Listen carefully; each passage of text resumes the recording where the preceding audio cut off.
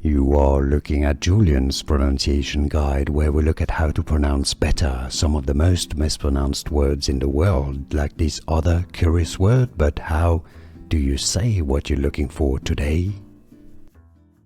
A confusing word, this one. If you want to learn more vocabulary in English, stay tuned. We've got same pronunciation in British English and American English. Is it soft G? Is it an A sound or an A sound?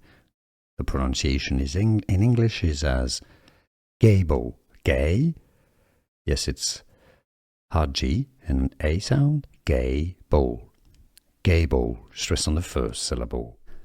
Here are more videos on how to pronounce more confusing words and names too many mispronounced. Like this video if you found it useful. I appreciate your support. I'll see you soon and thanks for watching.